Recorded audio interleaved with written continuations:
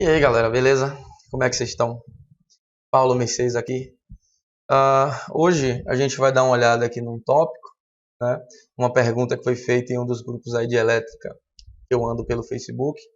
E como fazia tempo que eu não produzia nada aqui para o canal, eu resolvi trazer essa discussão aí que é um pouco mais técnica, que é do jeito que eu gosto de trazer aqui para vocês. Antes de qualquer coisa, só dizer o seguinte: hoje eu participo de um projeto, né? De uma plataforma de apoio a alunos de graduação de engenharia elétrica. Na verdade, a plataforma abrange outras engenharias. Eu sou do departamento de engenharia elétrica. Tá? A gente está com um canal no YouTube também. Lá tem aula de cálculo, já tem aula de física, já tem aula de máquinas, já tem aula de circuito CC. A gente está pretendendo produzir também circuito CA. Tá? Eu estou lá entre os professores da engenharia elétrica na parte de circuitos elétricos, né? A gente já produziu boa parte do curso de circuitos de corrente contínua e iniciei a produção, estou finalizando de corrente contínua e iniciei a produção de corrente alternada, certo? A outra coisa é que também, sim, o nome do canal é Maior que Zero, eu vou deixar na descrição aqui para vocês, o link se vocês quiserem lá dar uma olhada, se inscrever lá no canal da galera. Tá bom, o conteúdo é interessante, é um conteúdo que a gente que está muito bem produzido, etc. Né, que a gente tem toda uma infraestrutura para poder realizar esse trabalho, tá? A outra coisa é que eu sou o administrador do grupo de engenharia elétrica, né? O maior do país atualmente, né? 15 mil membros a gente bateu agora aí. Hoje é 3 de dezembro de 2020, batemos 15 mil, 15 mil pessoas lá dentro, tá? A gente tem alguns dissidentes lá dentro, tem um grupo que a gente montou em parceria com o Maior que Zero, que é o grupo mais voltado para o pessoal do ciclo básico ali, né? E tem um grupo voltado para o pessoal do ciclo pré-profissionalizante e profissionalizante, certo? E hoje também estou aqui, também de certa forma, como representante da Renstec, tá? Hoje eu também atuo como engenheiro na Renstec. A gente hoje trabalhando com projeto, laudo, tanto de engenharia elétrica, engenharia civil, engenharia mecânica, engenharia de segurança do trabalho, consultoria. Então tem uma série de atividades aí que a gente está fazendo lá, tá? E eu gerencio lá a parte de serviços voltadas à eletricidade, ok? Dito tudo isso, vamos lá. A nossa discussão hoje ela é basicamente sobre fator de potência. Tá? Eu já discuti aqui em outro vídeo questão de fator de potência, uma dúvida de um colega certa vez, mas hoje especificamente é um tema bem interessante, né? Foi uma pergunta que surgiu lá no grupo e aí deixa eu abrir aqui para a gente dar uma olhadinha. E aí tá aqui, tem uma pergunta aqui. Um circuito indutivo, quando se corrige para 1, o reativo é eliminado do circuito? Ele está se referindo ao fator de potência. Então, quando a gente tem um fator de potência num circuito, né? E geralmente esse fator de potência é baixo, quase sempre é porque você tem uma carga indutiva ali que está drenando o reativo, né? Então, se a gente pensar num circuito, vamos pensar num circuito comum aqui primeiro. Então, um circuito comum aqui com corrente alternada, como é que ele seria? Então, vamos lá, eu tenho uma fonte aqui, né? Beleza. Aí eu teria alternada, né? Claro.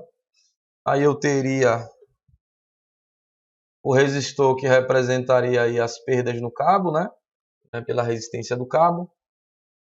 E lá na frente eu teria um motor, né? Eu vou primeiro colocar o caso ideal, tá? Então vai ser uma bobina pura.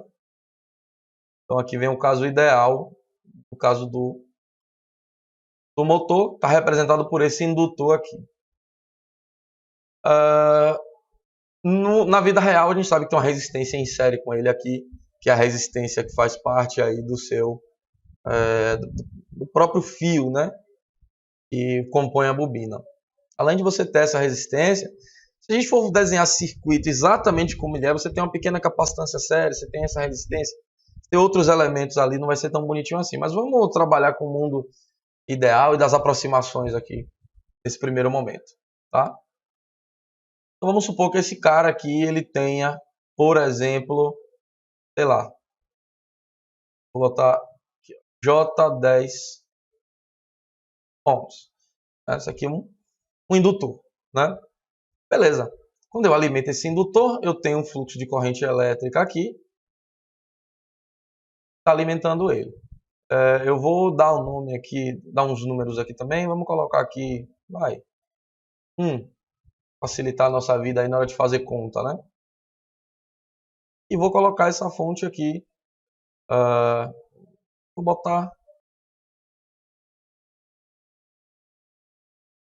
é mais corriqueiro.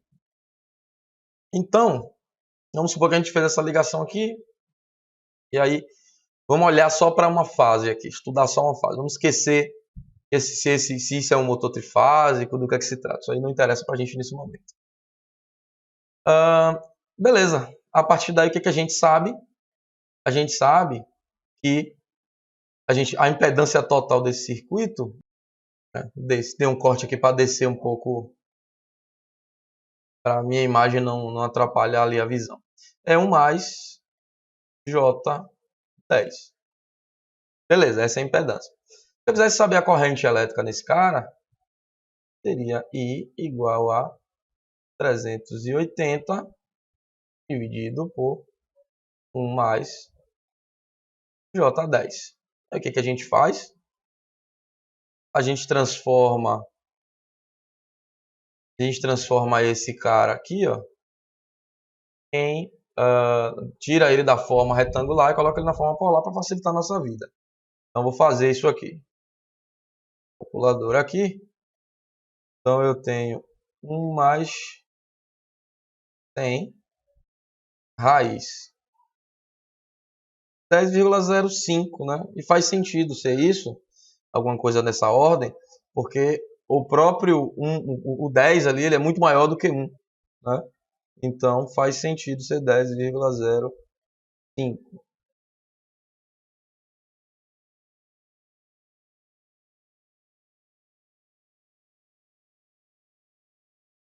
Então 84,3 graus.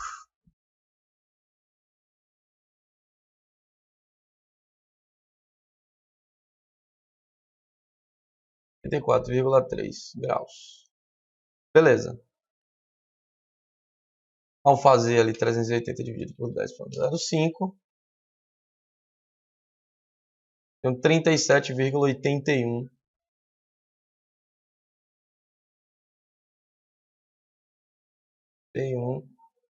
Com menos 84,3 graus amperes. Essa é a corrente elétrica ali que a minha fonte está fornecendo a todo o circuito. Qual é o fator de potência desse cara?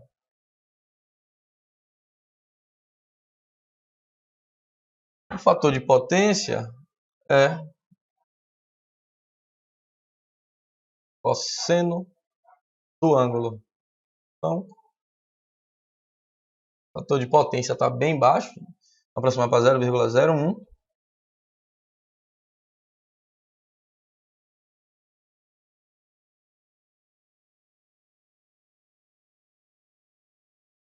Então tá aí, fator de potência. Bem ruim, né?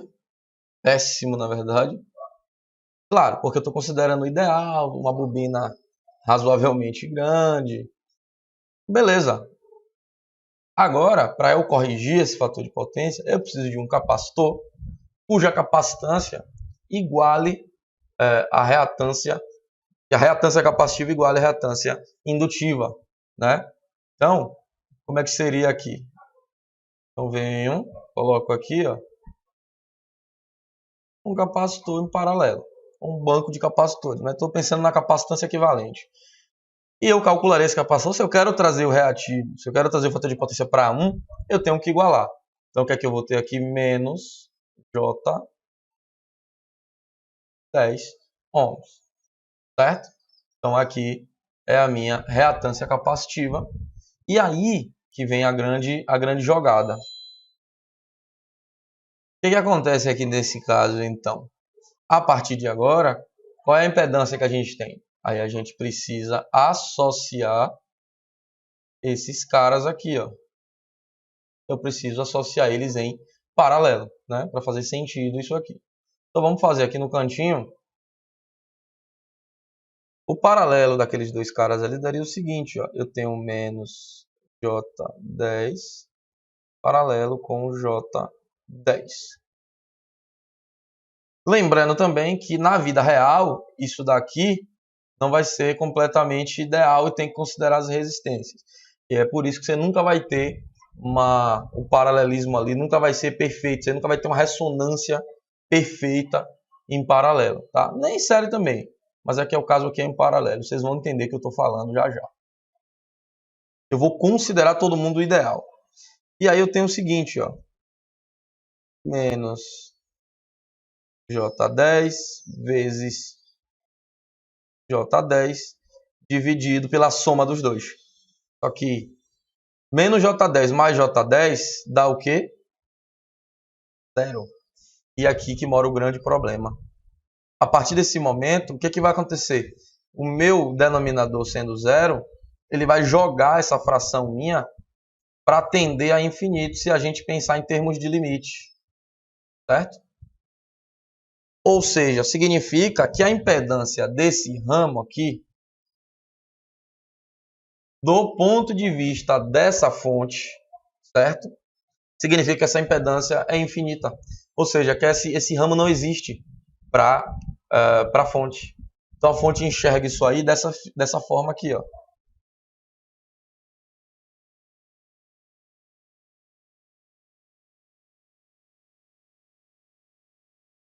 Para a fonte é isso. Não tem uma impedância numérica clara aqui. É um circuito aberto, tá? Então, o que é que está acontecendo nesse momento? Quando eu atinjo 1 como fator de potência, que é o caso aqui, e isso é fácil também de verificar, se a gente olhar para o circuito agora, eu olhei o fator de potência do circuito inteiro. Porque se eu olhasse só para esse cara, e ignorasse esse 1 ohm ali, qual seria o problema? O problema aqui seria que eu teria um circuito puramente indutivo. O fator de potência ia ser 0, né? Obviamente. E aí eu considerei esse cara aqui. Só que se a gente pensar agora, entendendo essa impedância como infinita, agora, como é que ficaria a situação? Então, quando a gente tem aqui 1 como fator de potência aqui, que é o caso ali, basta a gente olhar para esse cara aqui. O que é que esse cara tem? Só uma resistência. Apesar de, nesse caso aqui, esse circuito está aberto e não está circulando corrente. Mas se a gente fizesse uma análise fria, só tem uma resistência. Se tivesse que calcular aí quem é a reatância desse cara, a gente teria uma reatância 0, porque você não tem ali, do ponto de vista da fonte, para o modelo ideal, você não teria nenhuma reatância. E eu só tenho resistência. Então, claramente, esse circuito virou um circuito puramente resistivo, né? Se eu viesse antes dele aqui, fechasse aqui, ó, eu estaria corrente aqui numa boa. Certo? Então, isso já faz a gente ver ali que o fator de potência foi para 1, tá? Que esse era o caso aí. Agora, quais são as observações importantes que a gente precisa fazer? Esse circuito, essa estrutura aqui, ela tem outras maneiras de você enxergar. E outras maneiras são essas. A primeira coisa que a gente precisa ver aqui é que ele pergunta: se o circuito indutivo, quando corrige para 1, o reativo é eliminado do circuito, quando a gente olha para cá, aqui está dizendo o seguinte: a fonte não está mais mandando corrente para cá. Isso aqui não existe mais. Então, para a fonte, ela não está vendo nada mais, porque o circuito está aberto, ela não está alimentando. Então, para esse caso, para essa fonte, nesse caso aí, a gente tem que o reativo é 0. Então, não vai trafegar reativo por aqui. Certo? Agora, o reativo do circuito como um todo é eliminado? Não. E aí é que está a grande questão. Se a gente pegar aqui, por exemplo, aquele circuito lá, Vou redesenhar ele aqui. Um resistor. Aqui tinha um capacitor. Circuito completo, né? E aqui o indutor.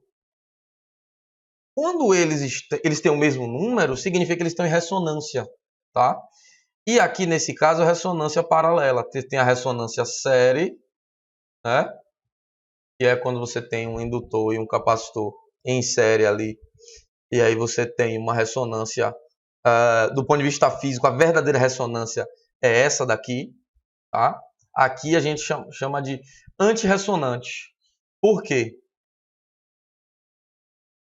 Nesse caso aqui, eu não estou amplificando a minha corrente, eu estou atenuando a minha corrente elétrica. Por isso que, em alguns casos, se chama esse circuito aqui, esse trecho aqui de antirressonante, tá? Mas geralmente ele é chamado de ressonância paralela, né? Só para a gente conhecer aí os nomes. E o que é que está acontecendo aqui? Será que o reativo foi eliminado do circuito? Na verdade, não. Ele foi eliminado da fonte. A fonte não está jogando mais reativo. Mas o que é que está acontecendo aqui? Ora, o capacitor descarrega para cá, depois vira e o indutor faz o caminho contrário. Então, na realidade, o que você cria aqui, esse trecho aqui, ó, é uma região onde o indutor e o capacitor estão trocando corrente elétrica, potência reativa. O indutor joga potência reativa para o capacitor joga de volta e eles ficam ali conversando, jogando corrente para um lado, jogando corrente para o outro. Na eletrônica, o que seria isso aqui? Um oscilador. Isso aqui é claramente um oscilador, tá? Então ele fica jogando ali, oscilando ali aquela corrente elétrica para um lado e para o outro, tá? Então a gente não pode dizer que o reativo foi eliminado. Na verdade, o reativo está aqui, só que ele só está nesse trecho do circuito onde ele está sendo manipulado aqui e a fonte não manda mais nada. Só que, como no mundo nem tudo é perfeito e ideal, a gente tecnicamente teria o ESR aqui, que é a resistência série do capacitor, teria uma resistência série do indutor e a resistência desse próprio fio. E aí, então, a gente nunca teria uma ressonância perfeita em função disso aí.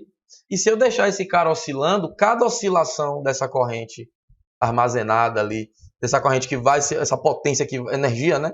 Para ser mais claro, essa energia que vai se armazenando em um, sai de um, vai para outro, ela vai passando pelas resistências e vai dissipando. Então, ela vai fazendo isso aqui, ó, ela começa grande, só que com o tempo ó, ela vai reduzindo. Eu estou aqui nesse caso, eu conservo a frequência, mas a minha amplitude ela vem diminuindo, tá? Em função da dissipação da energia que o resistor vai fazendo. Capacitor armazena energia em forma de campo elétrico, indutor armazena energia em forma de campo magnético e resistor ele gasta a energia. Então é isso que está acontecendo. E o que é que a fonte faria nesse caso? E por que a gente nunca teria um cenário onde a fonte de verdade vê-se isso aqui para ocasionar uma ressonância paralela? Porque toda vez que a amplitude fizesse isso aqui, ó, aqui é a amplitude normal, de repente essa amplitude desce, a fonte entra e compensa essa descida. Então toda vez que a amplitude começar a baixar, a fonte vem aqui ó, e completa. É isso que a fonte está fazendo. Ela está trazendo, se a gente pensar que fosse o mesmo, é que eu não soube desenhar direito, mas seria como se fosse o mesmo pico. Então ela vai trazendo e estabilizando a corrente. Se eu tirasse a fonte, o circuito, a corrente elétrica ia começar a atenuar, porque eu estou dissipando energia no resistor. Mas quando a fonte está conectada, meu fator de potência ele vai se aproximar de 1 ali, mas ele, cada vez que essa amplitude diminuir, a fonte compensa. Então ele fica sempre compensando. Então o que é que vai acontecer? Dificilmente, ou na verdade é meio impossível eu ter um cravado. Um FP igual a 1 perfeito, eu não vou ter. O que é que vai ficar acontecendo? Eu vou ter 0,99, por exemplo, e ora eu vou ter 0,01. Por quê? Porque quando o 0,99 ele passa de 1, ele volta. Porque aqui ele está indutivo, e se eu passar de 1, ele fica capacitivo, né? É basicamente você pegar o triângulo de potências e fazer o seguinte, ó. Se a gente pensar aqui no caso indutivo, a gente teria isso. Só que, aí aqui a gente tem que botar aqui, ó, indutivo. Só que o problema é que a gente pode ter uma situação dessa aqui, ó. E aí,